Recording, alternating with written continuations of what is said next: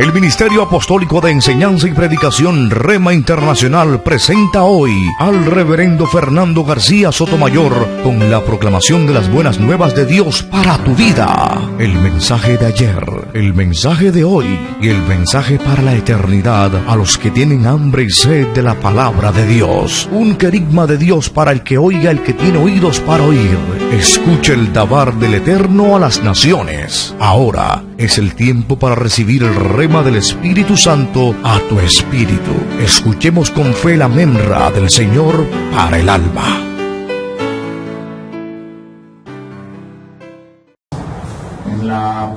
Creo que es la segunda carta a Timoteo. El texto, vamos a buscarlo. Creo que es segunda Timoteo. El apóstol inspirado dice: grande es el misterio de la piedad. Así comienza. Grande es el misterio de la piedad. Vamos a leer esos textos. Primera Timoteo, capítulo 3 y el verso 14. Del verso 14 en adelante. Amén. Vamos a hablar acerca de la deidad de nuestro Señor Jesucristo. Esta es una doctrina fundamental. Fundamental. No solamente es el apóstol San Pablo el que habla de que Jesucristo es Dios. El escritor del Evangelio según San Juan también lo dice en su Evangelio. Desde el inicio.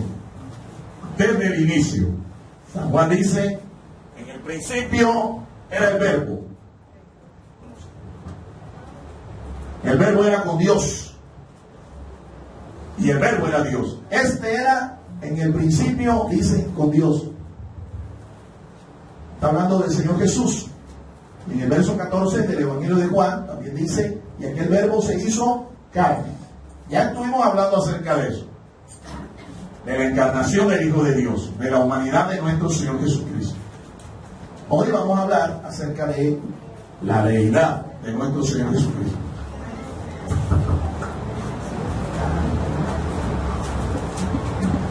Y este es nuestro segundo punto de disertación en el día de hoy. Entonces, ya encontraron todos, Primera Timoteo, el capítulo 3, desde el verso 14 en adelante. Escuchemos lo que dice allí la palabra inspirada del Señor.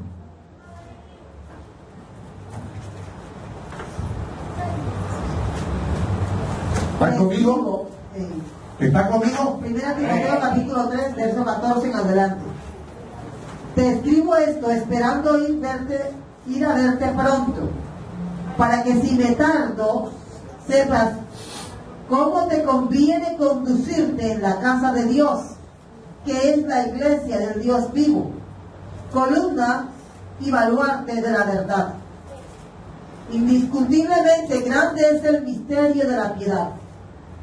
Dios fue manifestado en carne, justificado por el Espíritu, visto por los ángeles, proclamado entre las naciones, creído en el mundo y recibido arriba en gloria. Amén. Dios los bendiga por esta palabra. Dios, dice, fue manifestado ¿en qué? En carne. Dios. La pregunta es, antes que oremos, la pregunta es: ¿quién de las tres personas de la deidad, quién, Padre, el Hijo o el Espíritu, fue manifestado en carne? ¿Quién lo hizo? El Hijo, nuestro Señor Jesucristo. Amén. Reitero, esta es una doctrina fundamental en la vida de todo cristiano. Creer que Jesucristo es Dios es fundamental. Es una columna de nuestra fe como creyentes. Oremos. Padre, gracias te damos por tu palabra. Te exaltamos, Señor, te bendecimos. Nos acercamos a ti en el nombre glorioso de nuestro Señor Jesucristo, tu amado Hijo. Rogándote, Señor, que por tu Espíritu Santo nos conduzca a todo lo que es verdadero todo lo que es edificante, todo lo que es sano. Guíanos, Señor, porque tú eres nuestro divino Maestro. Danos un corazón entendido de tu palabra. Danos una mente espiritual. Permite, Padre, que podamos acomodar lo espiritual a lo espiritual. Edifícanos, Señor. En esta hora te lo rogamos, en el nombre de Cristo Jesús. El pueblo del Señor dice: amén. Puede tomar su lugar, amado hermano. A manera introductoria les digo que no creer que Jesucristo es Dios es no solo una herejía doctrinal, no solo es una herejía doctrinal, sino que no creer que Jesucristo es Dios es sencillamente desconocer lo que dicen las Escrituras, porque las Escrituras son cristocéntricas. ¿Qué quiere decir eso? Eso quiere decir que desde el Génesis hasta el Apocalipsis, cada libro de la Biblia habla del Señor Jesús de una manera directa o a veces indirecta. Hay un texto bíblico en cada libro de la Biblia que se refiere a la persona de Jesús, a veces explícitamente, a veces implícitamente. Entonces, cuando decimos que una persona no cree que Jesucristo es Dios, no confiesa que Jesucristo es Dios, esta persona desconoce las Escrituras, es ignorante de las Escrituras. Y esto es vital, el que tú y yo tengamos conocimiento de la palabra de Dios, porque el conocimiento de las Sagradas Escrituras nos va a conducir a la vida eterna, nos va a conducir a la salvación de nuestra alma. ¿Cuántos dan gloria a Dios? Gloria a Dios. Vamos a escuchar entonces algunos puntos principales de esta interesante doctrina que nos habla, repito, acerca de la deidad, la divinidad de nuestro Señor Jesucristo. Primero, es evidenciada por las proclamaciones que Él hace. Muy bien. Él aceptó la adoración. Nuestro Señor hizo declaraciones. Él hizo declaraciones acerca de Él mismo, Jesús, que dan evidencia de que Él es Dios. Por ejemplo, una de las cosas que Jesús permitió es que le adoraran. A diferencia de algunos siervos de Dios, a los que de una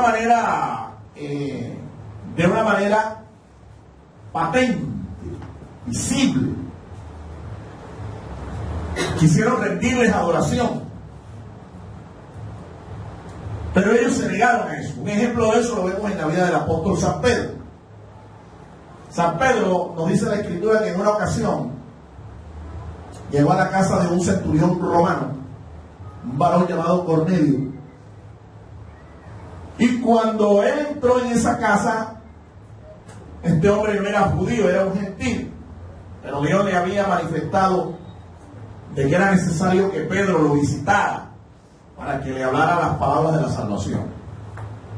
Cuando Pedro llegó allá, lo recibió Cornelio muy amablemente, con toda su familia y algunos parientes y amigos. Y cuando Pedro entra, Cornelio se inclina para rendirle adoración a Pedro. Y Pedro se niega y dice: no, a quien tienes que adorar es a Dios. Es a Dios. El único digno de adoración es Dios. Cornelio evidentemente no sabía eso. Cornelio era un gentil. Cornelio había recibido mucha instrucción pagana, así que él no conocía estas cosas. El judío sí tenía claro, tenía entendido que el único al que se le debía rendir adoración era a Dios. El apóstol San Juan tiene una manifestación del Espíritu, tiene 4 visiones. Esas 4 visiones son las visiones del libro de Apocalipsis. 4 visiones conforman el libro de Apocalipsis. En la tercera visión, tercera o cuarta visión, quedó tan maravillado el apóstol San Juan de lo que estaba viendo, lo que le estaban enseñando, lo que le estaban mostrando, que intentó postrarse en adoración delante del ángel que le hablaba. Y el ángel lo reprendió y le dijo a San Pedro, perdona, a San Juan, le dijo, adora a Dios. Entonces fíjense ustedes cómo el apóstol San Juan también, a pesar de que era un judío, entendía que la adoración solamente se le debía rendir a Dios y no a ningún hombre o ángel. El apóstol San Juan entiende, y es reprendido. Imagínense usted lo glorioso que tuvo que ser aquella visión que Juan estaba contemplando, que de una manera como inevitable quiso postrarse y adorar al ángel. Y el ángel le dice, no lo hagas, adora a Dios, yo soy consiervo tuyo. Y nosotros debemos adorar a Dios. Entonces, ni a hombre, ni a ángeles. Nótelo. Pero resulta que en la vida del Señor Jesús hubo personas que se postraron en adoración delante de Él. Y Él, siendo hombre, recibe la adoración. No la rechaza, no reprende a nadie. Él la recibe. Incluso levantó la crítica de sus opositores, sus perseguidores, sus enemigos, porque Él recibía adoración. Y la respuesta es que es sencillo. Lo que sucede es que nuestro Señor no solo es hombre, Él es Dios con los hombres. Por eso Él recibe la adoración, la acepta.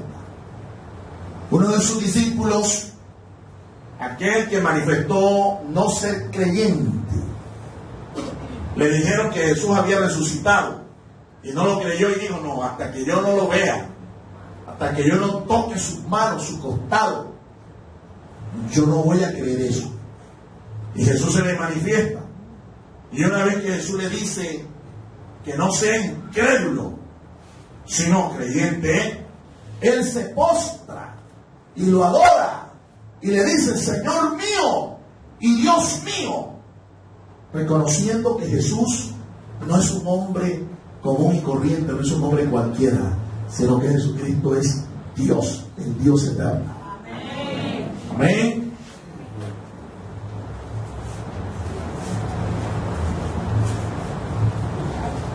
Él aceptó, Él perdonó pecados. Mateo 9, del 2 al 8. No solamente recibe adoración, sino que Él reclama la potestad de perdonar los pecados.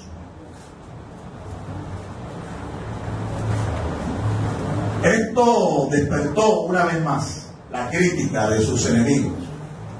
Y cuando los fariseos oyeron que Jesús perdonaba pecados, lo criticaron y dijeron, evidentemente, solo Dios perdona pecados. ¿Quién se cree este hombre? Solo Dios perdona pecados. Pero Jesús, a pesar de la crítica, a pesar de la murmuración, a pesar del señalamiento, Él perdonó los pecados de más de uno que se acercó a Él. No solo le ministró sanidad, no solo le ministraba liberación a la gente, sino que aún perdonaba los pecados. Una cualidad, un atributo que solo le pertenece a Dios. Pero como Él es Dios, Él puede hacerlo. Hay una buena noticia. Él puede también perdonar tus pecados en el día de hoy. No importa cuáles sean tus pecados, ni de qué calidad, ni la cantidad. Jesús puede perdonar tus pecados. Si tú te acercas a Él, Él te puede perdonar. Él te puede liberar de la maldición, de la muerte y del pecado. Esto demuestra que Jesús es Dios. Esto demuestra que Él es Dios. Esto no lo hace ningún hombre. El perdón de los pecados es un atributo que solo le corresponde a Dios. Quiero asegurarte que a ti ningún hombre te puede perdonar los pecados. Tú puedes confesar, seguramente te han enseñado, ¿ves? Y algunos que practican su tradición religiosa les han enseñado que si tú te arrodillas delante de un hombre y le haces confesión auricular de tus pecados, tú puedes obtener de parte de este ministro, este sacerdote, tú puedes obtener la absolución de tus pecados. Pero eso no es lo que enseña la Biblia. La Biblia dice que el único que perdona pecados es Dios. Y si tú le confiesas a Él tus pecados y te apartas, puedes alcanzar su perdón y su misericordia. Amén. Eso está claro. El único que perdona pecados es el Señor. Él dio vida. Juan 5, 24 al 26. Amén. Cuando se habla allí de que Él da vida, que el único que da vida es el Señor, no se refiere a la vida biológica. Dios le dio al hombre la capacidad de generar vida. De hecho, cuando un hombre y una mujer se aman y se juntan, el producto de ese amor, de esa juntura, son los hijos. Los hijos son el producto del amor. ¿Ves? La vida biológica que ellos tienen se la transmiten a la criatura que se gesta en el vientre de la mujer. Así que ahí no se está refiriendo a la capacidad de generar vida biológica. Se está refiriendo a la capacidad de generar vida espiritual. Vida espiritual. ¿Por qué el hombre necesita vida espiritual? Porque la Biblia enseña que tú y yo, cuando nacemos espiritualmente muertos. Nacemos en pecado, nacemos separados de Dios. Y ese estado de condenación, ese estado de separación, ese estado de muerte, se hace consciente desde el momento en que usted comienza a tener discernimiento entre el bien y el mal. En ese momento, el niño, la criatura, deja de ser niño, toma conciencia de pecado y necesita arrepentirse del pecado original. Y necesita el perdón de Dios. Y necesita la vida espiritual que solo el Señor Jesucristo puede proveer. Él es el dador de la vida eterna. Él es el dador de la vida espiritual. Él es el único que nos puede hacer renacer espiritualmente. Él es el único que puede perdonar nuestros pecados, librarnos de la maldición de la muerte, librarnos de la separación, esa que experimentamos cuando un ser humano muere. Cuando una persona muere, se da una separación, cuerpo y alma. ¿Sí? Se separa el cuerpo del alma. El cuerpo va a la tierra, de donde fue tomado, de donde fue formado, de donde Dios lo creó. El espíritu vuelve a Dios y tu alma va o al paraíso, dependiendo si tú en vida recibiste a Cristo como tu Señor y Salvador, o va a un lugar de condenación. Un lugar que la Biblia llama el Hades, un lugar de tormento, esperando allí una segunda resurrección para ser lanzado por la eternidad al infierno, un lago que arde con fuego y azufre, un lugar que Dios preparó para el diablo y sus ángeles, pero que los hombres pecadores que no aceptan a Cristo, que rechazan a Cristo como su Señor y Salvador, escogen estar allí por la eternidad. El único entonces que nos puede librar de esa muerte eterna en el infierno, en el lago de fuego, es el Señor Jesucristo, porque Él venció la muerte. Y al vencer la muerte, Dios le concedió a Él la potestad de dar vida a los que estaban muertos en delitos y pecados. ¿Cuánto dan gloria al Señor, hermano? Él tiene poder para juzgar. Juan 5:22. La Biblia enseña que Él ahora en este tiempo, Jesús se presenta delante de nosotros como nuestro abogado, como nuestro Salvador. Nuestro abogado, nuestro Salvador. Abogado, dice la Escritura, tenemos para con el Padre, a Jesús. Pero eso es mientras estás en vida. Y mientras tú le entregas tu vida, el control y dirección de tu vida a Él. Una vez que la persona muere, una vez que la persona ya parte de esta tierra, dependiendo de la decisión que usted haya tomado con respecto a Jesús, al mensaje del Evangelio, su destino eterno está sellado. Y entonces, dice la Biblia, que está establecido para los hombres. Dice, está establecido para los hombres que mueran una vez. Y después dice, el juicio. Y en ese juicio, el mismo que hoy se le presentó a usted como su Señor, su Salvador, su abogado, ese mismo será el que lo juzgará. Por eso es mejor que mientras estamos en vida, recibamos a Jesús como nuestro Salvador, como nuestro abogado, como nuestro Dios. Porque una vez que muramos y nos presentemos delante de Él, ya Él no será abogado, ya Él no será el Salvador, ya Él será el juez, será el juez. Y este es un juez insobornable. Este es un juez que no se vende con ningún soborno.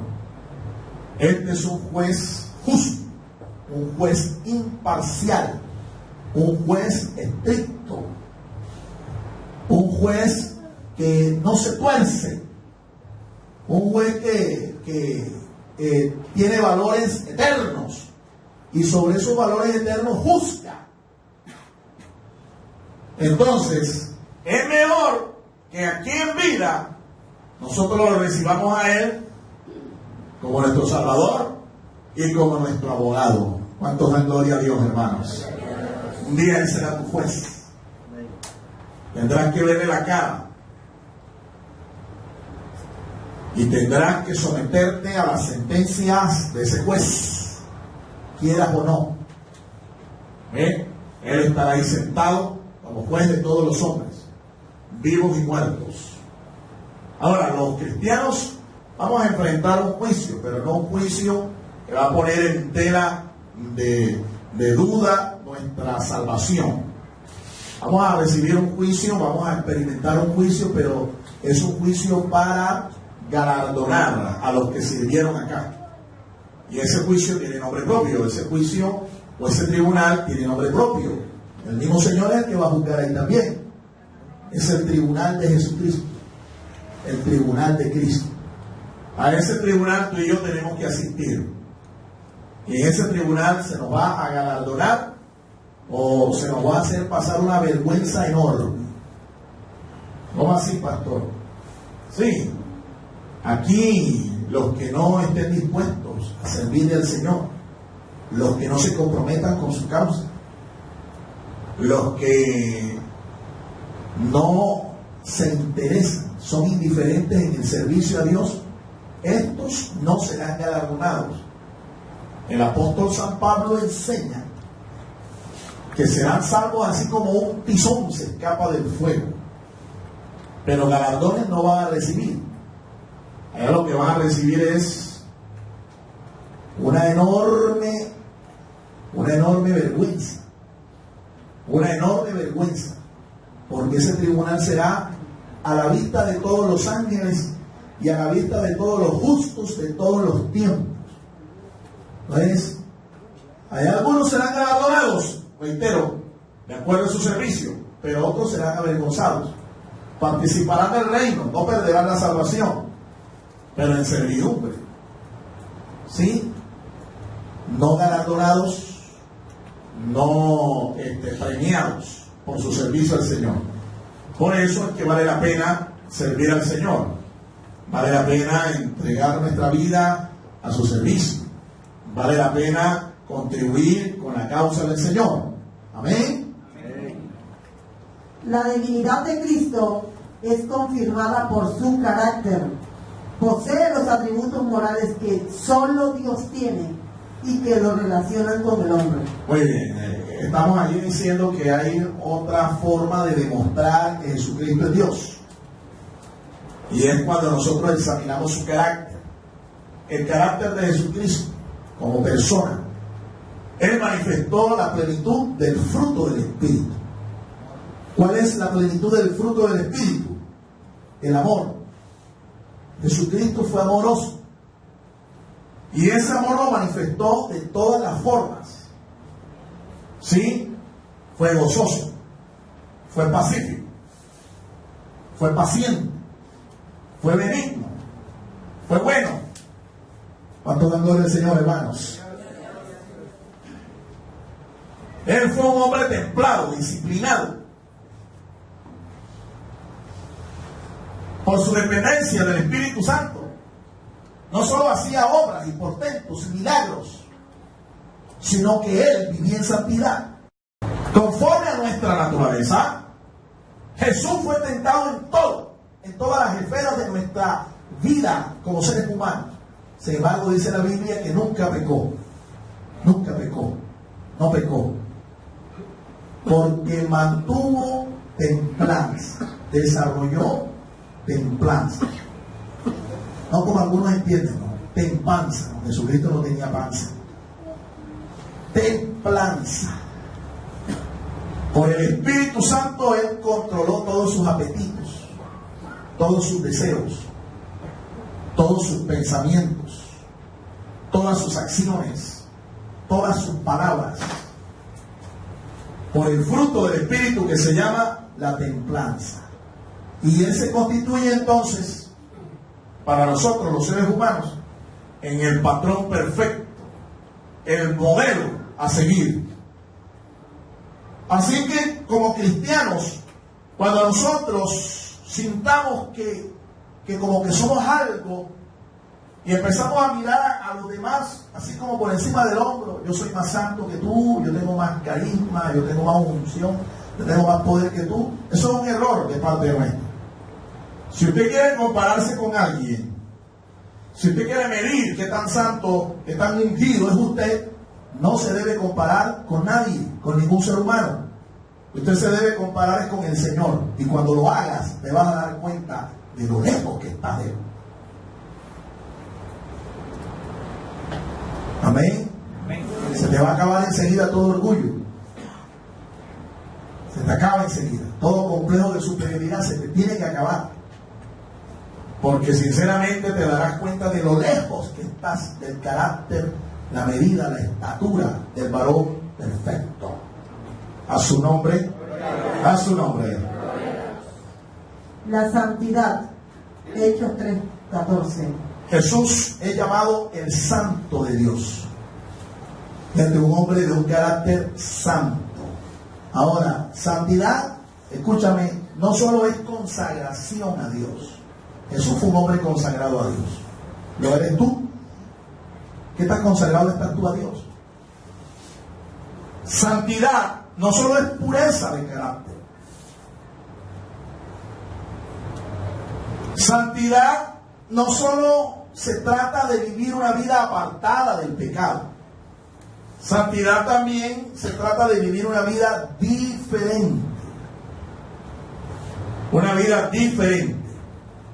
Como cristianos, nosotros estamos llamados a ser gente diferente. La pregunta es, si la gente puede ver en ti esa distinción, esa diferencia. Si la gente cuando te ve, cuando te observa, cuando te escucha, la gente que te rodea puede ver que tú eres diferente. Puede verlo la gente, porque eso se tiene que ver, eso se tiene que notar. En Jesús se notaba. En los grandes siervos de Dios que fueron fieles, que fueron obedientes al Señor, se notaba. A Elías, a Eliseo, la gente distinguía en ellos algo diferente, algo distinto. Lo puede ver la gente también en ti, mi amado hermano. Eso es santidad. Santidad, repito, no se trata de llevar una vida a veces de asceta, de legalista, de fanático. No. Santidad es un estado práctico de vida. Santidad es sencillamente ser guiado, ser lleno, ser controlado por el Espíritu Santo del Señor. Es el Espíritu Santo quien te ayuda a ti a consagrarte. Es el Espíritu Santo quien te ayuda a ti, mi amado hermano, a ser una persona diferente, a sostener tu testimonio delante del mundo como un verdadero y genuino hijo de Dios. Amor, Juan 13:1. Jesús dice en la Escritura que amó a los suyos y con un amor inalterable, un amor eterno. Vamos a leer ese capítulo, ese verso del Evangelio de Juan, capítulo 13, verso 1, porque quiero allí destacar algo, quiero que usted mismo lo vea. Dice la Escritura que Jesús amó a los suyos, ¿verdad? Evangelio de Juan, capítulo 13, verso 1. Dice que los amó. Y mire hasta cuándo. Antes de la fiesta de la Pascua, sabiendo Jesús que su hora había llegado para que pasase de este mundo al Padre, como había amado a los suyos que estaban en el mundo, los amó hasta el fin. ¿Hasta dónde los amó el Señor? Dígalo, ¿hasta dónde los amó el Señor? Hasta el fin. Hasta el fin. ¿Sí? Eso es amor eterno. Eso es amor extremo. Amor a pesar de. ¿Ustedes creen que él no sabía que Judas lo estaba traicionando? ¿Ustedes no creen que él sabía que Judas estaba robándose las ofrendas del tesoro del ministerio? ¿Ustedes no sabían que él tenía bien claro? ¿Ustedes creen que Jesús no tenía bien entendido que Pedro lo iba a negar? Hasta se lo profetizó. Pero a pesar de todo eso, ¿ustedes creen que Jesús no sabía de que a la hora de la verdad, cuando a él lo fueran a arrestar para llevarlo a juicio y luego crucificarlo, todos lo iban a dejar, todos iban a correr cada uno por su lado? Él lo sabía. Él lo sabía. Pero a pesar de, él dice el texto que los amó hasta el fin. Ese es un amor, mi amado hermano, a prueba de todo. Y ese amor fue el que caracterizó a Jesús. Por amor incluso sufrió la cruz, el suplicio y la vergüenza de morir crucificado como un delincuente. Y cuando el soldado romano le dijo: oye, pero si tú eres el Hijo de Dios, ¿por qué no desciendes de allí y te salvas? Si Jesús hubiera hecho caso de la reprensión esa que le hizo el soldado, tú y yo no fuéramos salvos hoy. Y la pregunta es: ¿por qué se quedó ahí pudiendo descender de la cruz? ¿Por qué? Por una sola razón: porque te amó a ti, porque me amó a mí, hermano. Por amor sufrió el Calvario. Te amó, siendo nosotros inmerecedores de ese amor. Él nos amó y se entregó por nosotros. Justicia, primera de Pedro 3:18. Justo. Estos son atributos que le pertenecen a Dios, un Dios justo. Pero dice la Biblia que Jesús también los manifestó. En esos textos que estamos ahí referenciando, y usted puede verlo, puede comprobar el hecho de que la Biblia dice que Jesús es justo. ¿Qué otros atributos allí se mencionan? Fidelidad, Fiel, misericordia, misericordioso, bondad, bondadoso, gracia un Dios de gracia, y verdad. un Dios verdadero, un Dios veraz. Nunca se halló mentira, engaño en su boca. Jamás. Jesús habló la verdad siempre. Él encarnó la verdad. Por eso fue que él dijo: yo soy el camino. ¿Yo soy qué? La verdad. Yo soy la vida. Él la encarnó. Ningún profeta de la antigüedad dijo esas palabras. Ahora, existen otras religiones que se levantaron por allá en ese contexto geográfico del Medio Oriente y del Lejano Oriente. Por ejemplo, el hinduismo, el islam, el brahmanismo, el taoísmo. Todos estos tuvieron sus fundadores. Todos estos tuvieron sus líderes. Todos estos fueron personajes virtuosos. Buda, por ejemplo, fue un hombre virtuoso. Mahavira fue un personaje virtuoso, el fundador del sintoísmo. ¿Qué podemos decir de los demás fundadores de las religiones del Oriente? Fueron gente buena, fueron gente virtuosa, muy disciplinada, algunos de ellos. Incluso algunos de ellos murieron como mártires. Pero hay algo notable en la vida de Jesús que lo hace distinto, lo hace sin igual. Un personaje incomparable, único en la historia de la humanidad.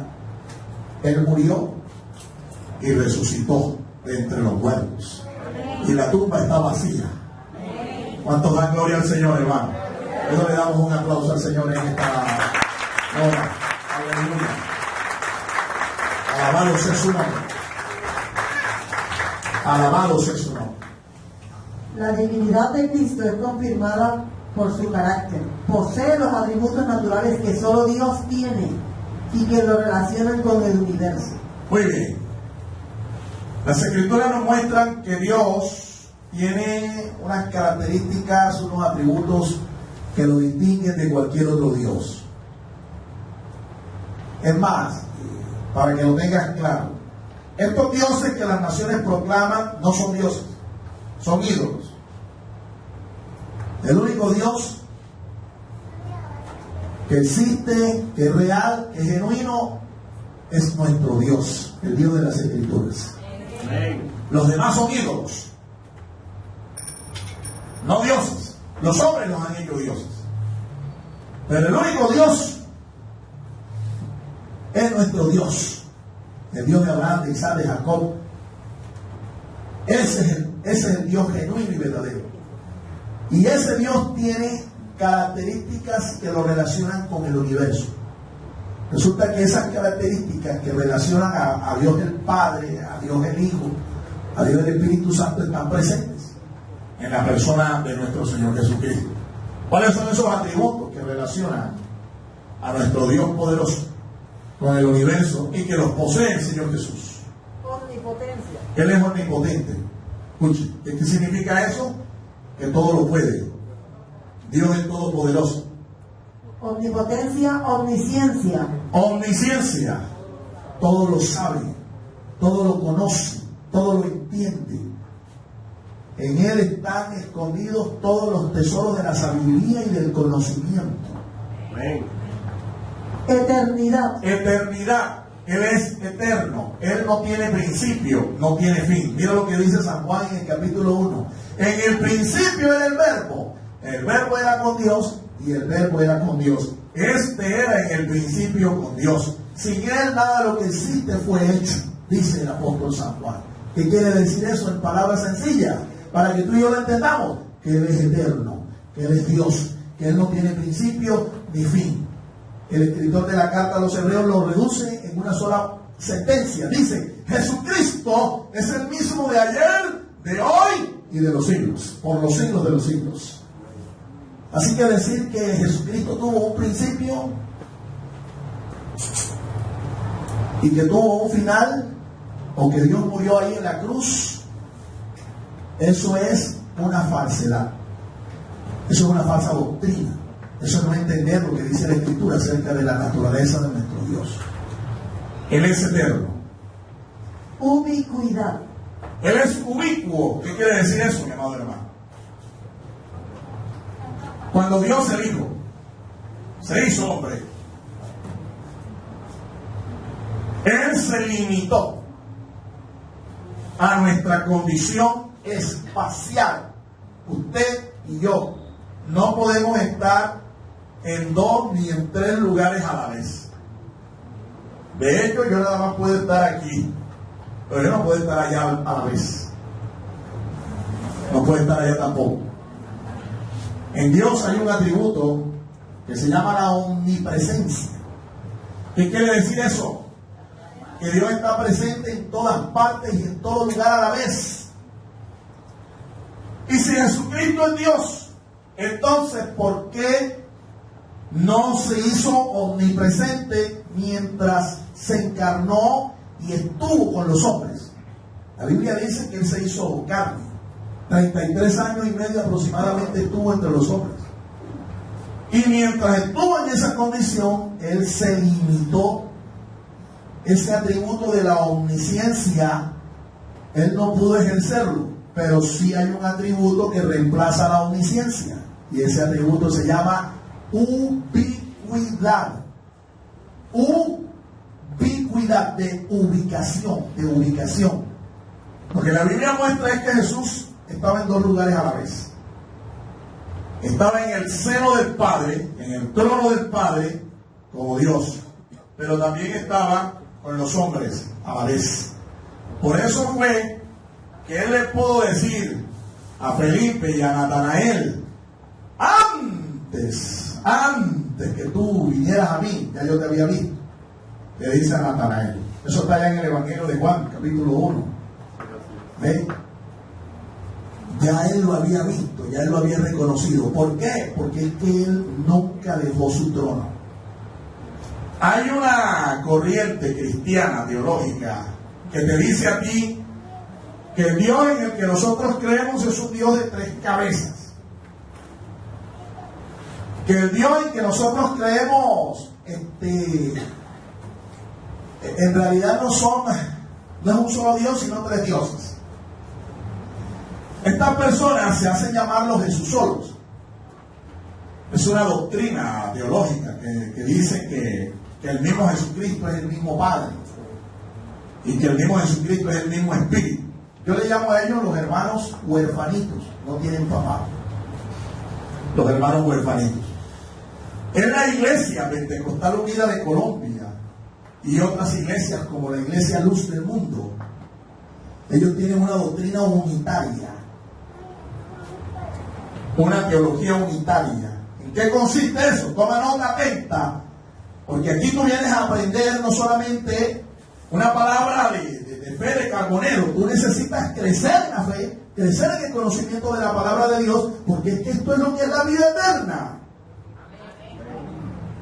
Jesús lo dijo: esta es la vida eterna, que te conozcan a ti, el único Dios verdadero, y a Jesucristo a quien has enviado. Entonces, en la medida en que tú conoces las Escrituras, ¿a quién crees tú que estás conociendo? A Jesucristo. Él es la palabra. Él es el verbo. Esta palabra no solo se escribió, sino que se encarnó. Y se encarnó en la persona de nuestro Señor Jesucristo. ¿Cuántos dan gloria al Señor, hermanos? Esta gente te dice a ti, los unitarios, los pentecostales unidos, la Iglesia Pentecostal Unida de Colombia, te dice que cuando Jesucristo se encarnó, dejó el trono vacío. Jesús. Y dice que ese unigénito Hijo no estuvo ni estará. ¿Cómo está el tiempo gramatical de esa frase allí? ¿Cómo está? Está en presente. El unigénito Hijo que está en el seno del Padre, dice, Él le ha dado a conocer. Él le ha dado a conocer. Juan 1:18. A Dios nadie le dio jamás. El unigénito Hijo que está en el seno del Padre, Él le ha dado a conocer. Eso está claro. ¿Por qué no dice ahí el unigénito Hijo que estuvo? ¿Por qué no dice ahí el unigénito Hijo que estará? Es sencillo, porque es que Jesucristo nunca jamás dejó el trono. A pesar de que se encarnó, Él estuvo ahí espiritualmente sentado en el trono, al lado del Padre. Y se manifestó a los hombres simultáneamente, a la vez como el Hijo de los hombres, el Hijo del Hombre. En el Evangelio de Juan capítulo 3 se repite otra vez esa misma expresión. Verso 3:13. Nadie ha subido al cielo, sino el que descendió del cielo, el Hijo del Hombre que está en el cielo. Pero nunca dejó el cielo a pesar de que se encarnó. Entonces, ¿cómo se le llama ese atributo que solamente lo ejerció el Señor Jesucristo? Ubicuidad. Estar en dos lugares a la vez. Está en dos lugares a la vez. Continuemos. Posee los atributos internos que solo Dios posee y que lo relacionan con la divinidad. Él no solo tuvo los atributos del carácter, los atributos que lo relacionan con el universo, sino los atributos que lo relacionan con su creación, incluyendo a nosotros los hombres. Estos atributos, entre otras cosas, se pueden también manifestar en la vida de todos aquellos que somos hijos de Dios. Miremoslo, escuchémoslo, cada uno de ellos. Espiritualidad. Espiritualidad. 1:2. Dios es espíritu, dice la Biblia. ¿Cuántos creen eso? Juan 4:24 dice, Dios es espíritu. O sea, Dios es un ser espiritual. ¿Y tú y yo somos espíritu? Bueno, nosotros somos seres tripartitos. Tú tienes un cuerpo, tienes un alma y también tienes un espíritu. Así que por el hecho de ser seres tripartitos, que participamos también de lo que es la vida espiritual, eso nos hace semejantes a Dios. Tú y yo fuimos creados por Dios para vivir, para desarrollarnos en dos mundos. Uno, mundo físico. A través de nuestros sentidos tenemos contacto con el mundo físico. Dos, mundo espiritual. ¿A través de qué? De nuestro espíritu. De nuestro espíritu. Tu espíritu es lo que te pone en contacto con el mundo espiritual. Ahora, ese espíritu es invisible, no se ve. Pero Dios sí lo ve. Dios sí ve tu alma, Dios sí ve tu espíritu. Lo ve claramente. Él lo distingue. Estamos diciendo que Jesús también tuvo un espíritu. Jesús tuvo un espíritu humano. Como ser humano lo tuvo. En el momento en que moría en la cruz, ¿qué fue lo que Él decía? ¿Qué era lo que Él decía? ¿Qué era lo que Él declaraba al momento de partir, de que la muerte ya llegaba? Padre, en tu mano encomiendo ¿qué? Eso está claro. Lo que pasa es que hay que leer la Biblia para darse cuenta de eso. Me preocupa a veces, hermano, que uno menciona textos, menciona verdades espirituales, y bueno, a veces alcanzo medio a verle la cara a algunos y están diciendo, ¿dónde estará eso? Eso estará en la Biblia, porque nunca lo han leído. Eso revela que usted está carente de un plan de lectura bíblica. Nosotros tenemos que leer la palabra de Dios diariamente. Ahora, si usted es un mentor, con mucha más razón, mínimo 5 capítulos diarios de la Biblia usted debe leer. Usted no es mentor, bueno, lea 3. Usted es un cristiano, lea 3, por lo menos 3 capítulos. ¿Usted tiene un plan de lectura? ¿Usted se ocupa de la lectura de la palabra de Dios? Pregúntase a ver que tienes al lado, pregúntale. ¿Tú estás leyendo la palabra de Dios? Diariamente. ¿Qué libro estás leyendo? ¿Qué libro estás leyendo ahora, por ejemplo? ¿Qué libro estás leyendo? Recuerda, estamos diciendo que desde Génesis hasta Apocalipsis la Biblia habla de Jesucristo, porque es cristocéntrica. ¿Por qué no conocemos muchas veces al Señor Jesús como deberíamos conocerlo? ¿Por qué? Porque no leemos la palabra de Dios. No la leemos. A su nombre. A su nombre. Infinidad. Infinidad. 9:43. Él es infinito. Él es infinito. Eso es lo que quiere decir eso. Él no tiene medida. Nosotros no podemos decir, bueno, Dios mide 1,80. Es Satán. Él es infinito. ¿Cómo es nuestra mente comparada con la mente de Dios? Finita. Pero la de Dios es una mente. Por eso es que necesitamos la asistencia del Espíritu Santo para poder comprender esta palabra. Porque esta palabra es espiritual. Es para el espíritu, es para el alma. Y no podemos entenderla si no es espiritualmente. Eternidad. Eternidad no tiene principio, no tiene fin. Dios no fue creado, Él es el creador. Es lo que queremos decir allí. Jesucristo lo es también. Él es el creador. ¿Eh? Y podemos mencionarle cantidades de pasajes bíblicos que demuestran que Él es creador. Hay uno que me gusta mucho, y es el que está allá en el Evangelio de Juan, capítulo 2. En aquella ocasión hubo unas bodas en Caná de Galilea y Jesús aprovechó la ocasión para hacer su primera señal, su primer milagro, y demostrar que Él era el Mesías, demostrar que Él es el Dios creador. Al momento en que se acaba el vino, y a Él le dicen la noticia, se acabó el vino, Él mandó a llenar ciertas tinajas, una cantidad de tinajas que estaban ahí en la fiesta,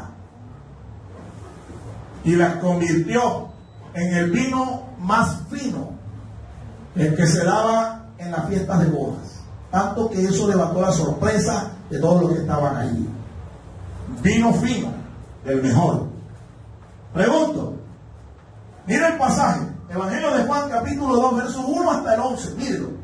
Mire cuántas tinajas habían allí. Mire, el pasaje se lo dice. ¿Eh? Dice el texto que había cuántas tinajas. 6. ¿Qué versículo es ese? Para que lo miren bien. 6. Versículo 6. ¿Habían cuántas tinajas? 6. Pregunto, según el Génesis, capítulo 1, ¿en cuántos días hizo Dios todo lo que existe, toda la creación? 6. ¿Usted cree que eso es casualidad? Eso no es casualidad. Lo que el Espíritu Santo está demostrando ahí es que Él es el Dios creador. Ese milagro que se dio ahí es un milagro creativo, es un milagro similar al que Dios hizo cuando hizo todas las cosas. Jesucristo es creador. Él es nuestro Dios creador.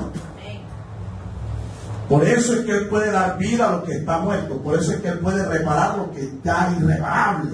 Por eso es que Él puede poner en orden lo que está en desorden. Por eso es que Él puede traer paz en donde hay confusión. Por eso Él puede traer luz en donde hay tinieblas. Trae esperanza donde ya no la hay, porque Él es el creador de todas las cosas.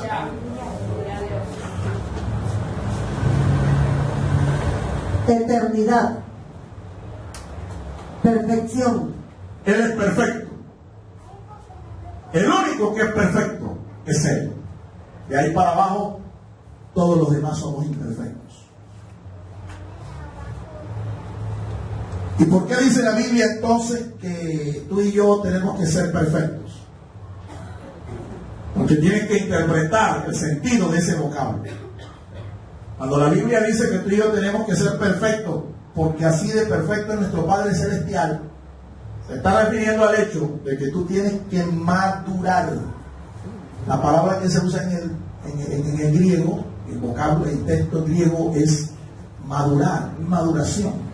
Nosotros podemos llegar a ser creyentes maduros, pero perfectos No.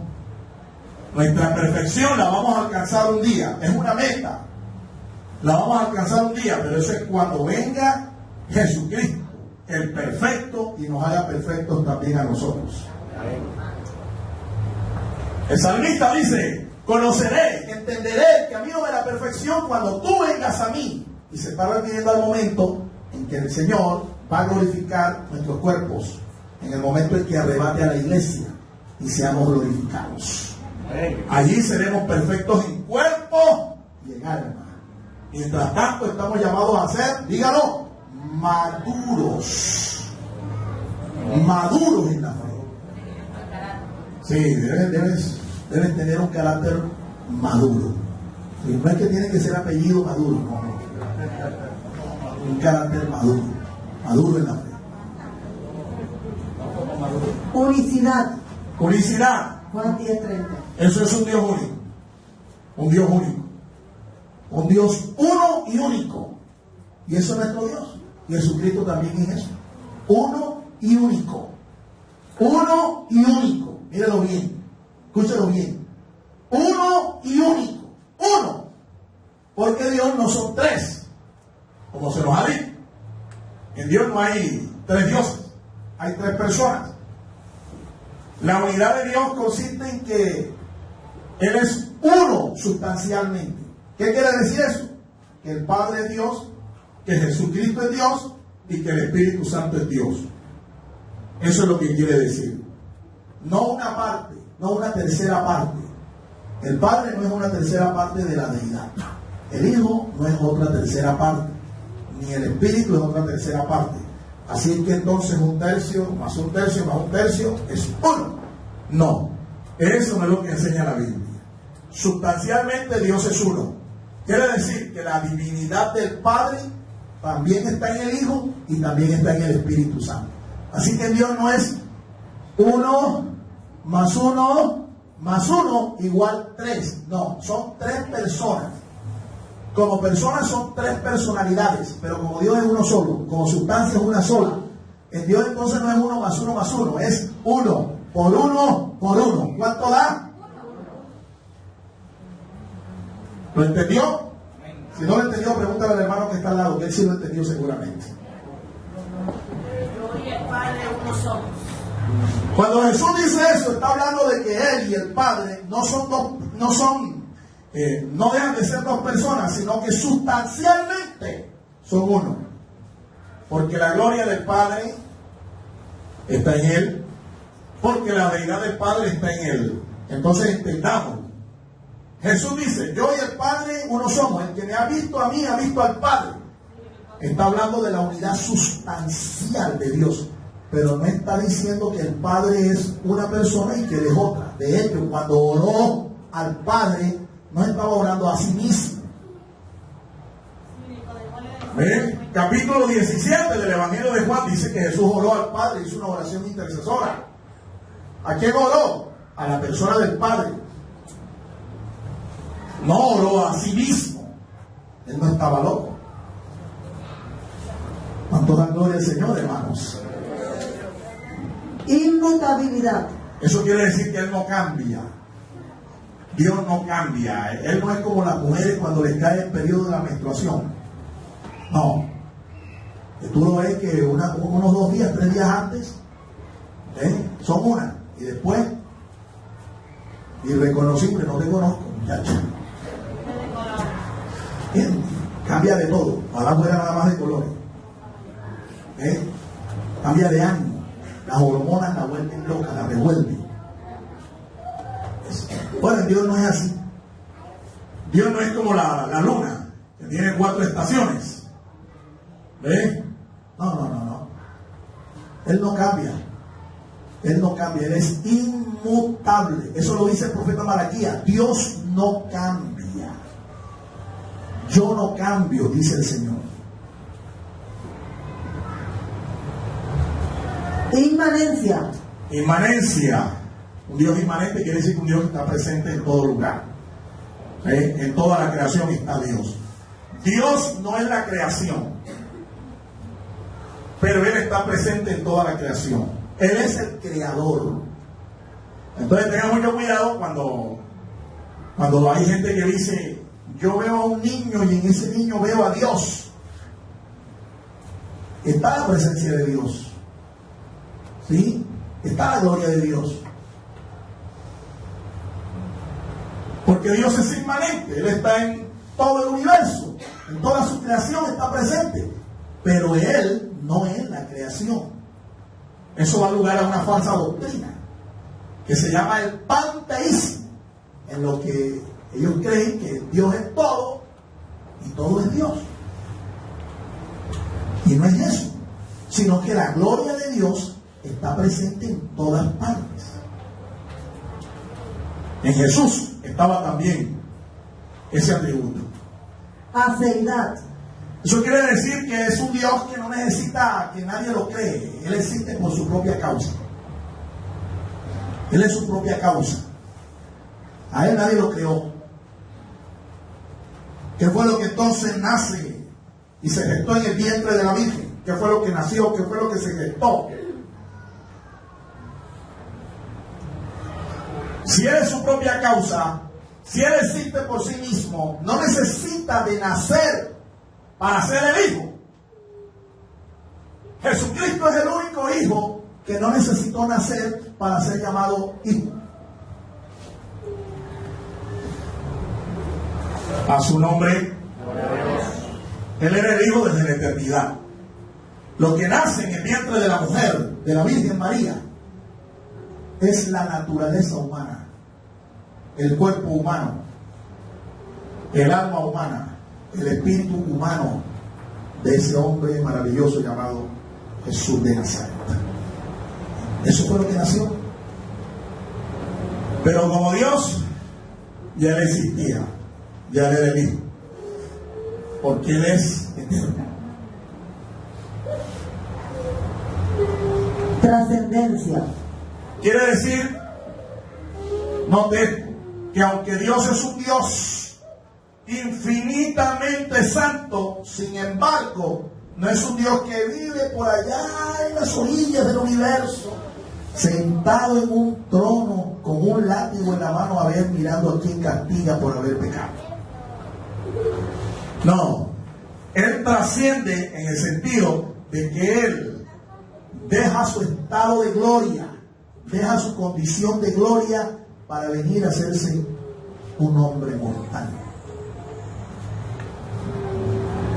Eso es trascendencia. Eso lo hace porque Él quiere identificarse con el hombre, la corona de su creación. Por eso lo hace. Por eso es que es un Dios trascendente. Y Jesús lo hizo. Dejó su trono, dejó su gloria para encarnarse, humillarse y vivir sujeto a las condiciones de cualquier ser humano, como tú y como yo. Simplicidad. Él es un Dios simple. Él no es un Dios complicado.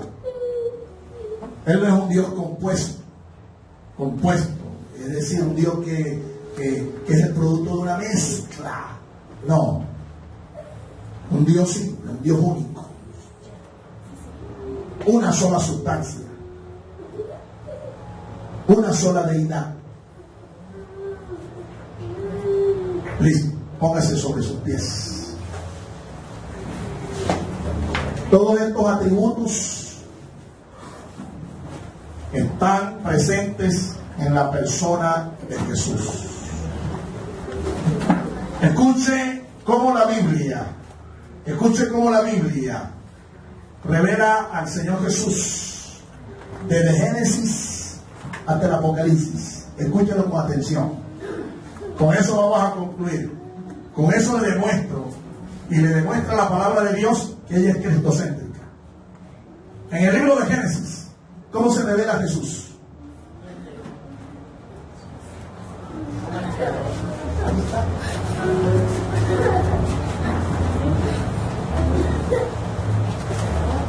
Nótelo.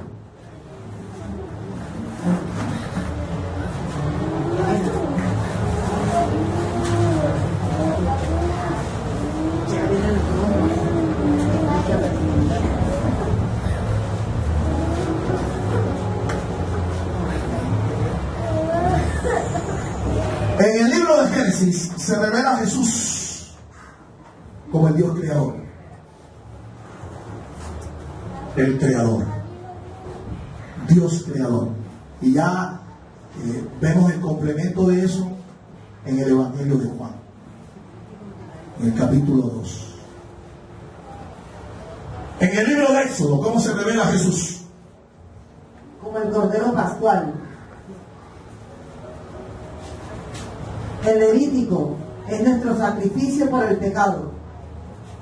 En Números es el que fue levantado por nosotros.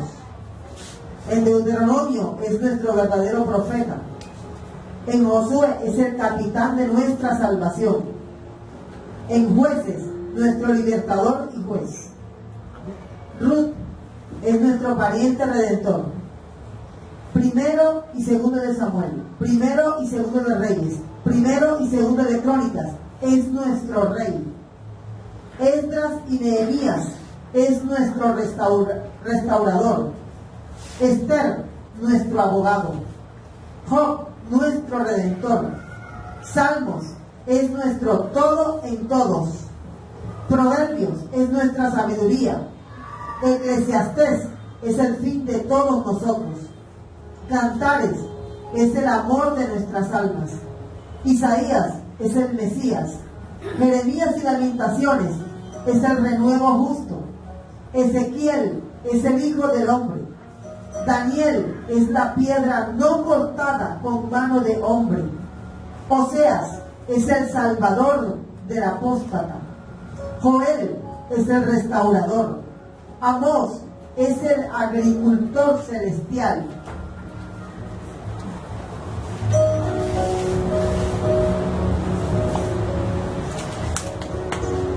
Abdías es el salvador. Jonás, resurrección y vida. Miqueas es el testigo contra las naciones. Nahum es nuestra fortaleza. Habacuc es el Dios de nuestra salvación. Sofonías es nuestro Dios celoso. Ageo es el deseado de las naciones. Zacarías es el renuevo justo. Malaquías es el sol de justicia. Así está revelado en el Antiguo Testamento. De igual manera también en el Nuevo Testamento, en cada libro, hay una revelación de Jesús, de quién es Él. Mateo lo presenta como el Rey. Marcos lo presenta como el siervo de Dios. Lucas como el hombre perfecto. Juan lo presenta como el Hijo de Dios, Dios el Hijo. Y así sucesivamente hasta terminar cada uno de los 27 libros del Nuevo Pacto. Miren, mi amado hermano, si nosotros nos damos a la tarea de escudriñar las Escrituras, el resultado va a ser que cada vez más vamos a conocer mejor a nuestro Dios, a nuestro Salvador, a nuestro Señor Jesucristo. Incline su rostro allí y démosle gracias al Señor. Padre, en esta mañana te damos las gracias por tu bondad, Señor, tu misericordia. Perdona, Señor, nuestra indiferencia, nuestra torpeza para conocerte a ti, Señor, cada día más. Ayúdanos, Señor, a amar tu palabra. De manera, Señor, que al amar tu palabra, al escudriñarla, al meditarla, al estudiarla, te amemos más a ti y te conozcamos más a ti. Ayúdanos, Señor. Permite, Señor, que nuestras vidas espirituales puedan seguir siendo edificadas por tu palabra, por ti mismo. Pon tu mano, Señor, sobre nuestras vidas y sigue haciendo tu obra, Señor, transformándonos cada día a la imagen de tu Hijo Jesucristo. Queremos, Señor, tener tu carácter. Queremos, Señor, tener tu personalidad, tu mentalidad. Caminar, actuar, hablar, pensar como tú pensaste. Muchas gracias, Padre. Al salir de este lugar, Señor, llévanos con tu bendición, tu paz, hasta nuestros lugares de destino. Señor, bendice el servicio de esta tarde con los caballeros. Que tu bendición, Señor, nos alcance el resto de esta semana, Señor amado. A ti nos encomendamos. En el nombre de Cristo Jesús. Amén. Amén y amén. Dios los siga bendiciendo, mis amados hermanos. El Ministerio Apostólico Rema Internacional pone a disposición esta predicación. Ofrecemos ministración a simposios, seminarios, campañas evangelísticas, educación globalizada sana y de carácter interdenominacional. Escríbanos a ministerioremainternacional@gmail.com o llámenos al celular 316-270-7181.